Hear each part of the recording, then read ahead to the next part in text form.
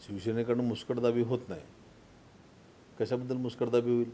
शिवसेनेच्या संदर्भात त्यांनी बोलत असताना, या राज्याचे माजी मुख्यमंत्री एकनाथजी शिंदेसाहेबांच्या विषयी बोलत असताना डायरेक्ट जरी त्यांनी नाव न घेतलं कुणा कारणानं, तर घडलेल्या घडामोडीची त्यांनी त्यांच्या गीतातून जी रचना मांडलेली आहे ही अत्यंत दुर्दैवी आहे.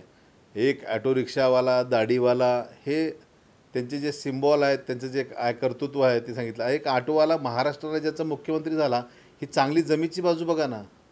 तुम्ही आम्हाला गद्दार म्हणता, गद्दार नाही, तो त्या काळातल्या निम्म्यापेक्षा जास्त म्हणजे 55 पैकी 40 लोकांनी हा उठाव केला आणि हे महाराष्ट्रात परिवर्तन घडलं. शेवटी शिवसेना, भारतीय जनता पार्टी ही मूळ दोघांची युती होती. ह्या शिवसेना ह्या युतीला छेद देण्याचं काम ज्यांनी केलं ते खऱ्या अर्थानं पहिल्यांदा गद्दार आहेत. नंतर हा उठाव करून या महाराष्ट्राची एकंदरीत राजकीय जडणघडण पूर्वीपासूनची जी होती ते ठेवण्याचं काम एकनाथजी शिंदेसाहेबांच्या माध्यमातून केलं गेलं. मी खरं तर त्यांचं समर्थन करतो आहे.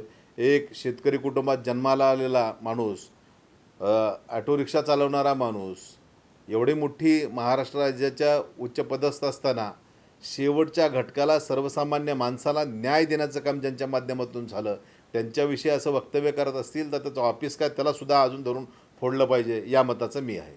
मात्र सत्तेत असताना कुठेतरी कायदा सुव्यवस्था हातात घेणं असेल किंवा एक अभिव्यक्तीची गळचेपी असेल, हे होताना वाटत नाही? हे सत्तेत असताना त्यांनी केलेलं कृत्य नाही आहे.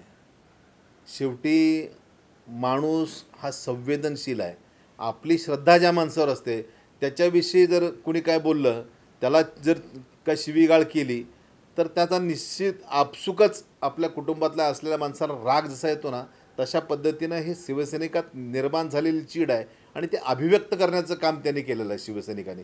इथं राजकीय काहीच संबंध, राजकारणाचा काही काडीमात्र संबंध नाही आहे. शिवसेना ही संघटना आहे आणि त्या संघटना आजपर्यंतचा इतिहास बघितला, जेवढ्या ठिकाणी अन्याय होत आला आहे, कुणावर अन्याय करण्याचा प्रयत्न कोणी केला तर त्याला ठोकण्याचं कामच मागच्या आजपर्यंतच्या बाळासाहेबांच्या विचारांनी प्रेरित झालेली ही शिवसेना आणि त्यांच्या कालखंडापासून ही चालत आलेली परंपरा म्हटलं तर काय वावगं ठरणार नाही. यामध्ये राजकारण आहे असं वाटतं का? ते जो कोण गायक आहे त्याच्या बाबतीत काय राजकारण कुणी त्याला पाठबळ दिलं असं वाटतं? तसंही नाही, तो शेवटी कॉमेडियन आहे म्हणून भावनेच्या भरात त्याने केलं असेल. त्यांना अजूनही सुधारून घ्यावं. झालेल्या याच्या बाबतीत चुकी झाली, मला माफ करा एवढा जरी वापरलं तर मी स्पष्ट शब्दाने सांगतो मला की इतके उदारमत्वादी आहेत शिंदेसाहेब, एका क्षणात सगळ्या गोष्टीवर सोडून देतील, ते पडदा टाकून देतील.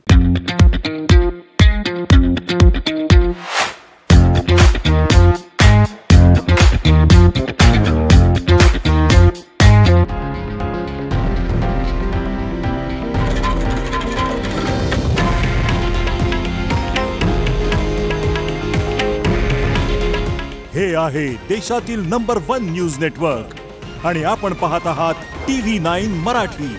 काळजी तुमची, हित महाराष्ट्राचं.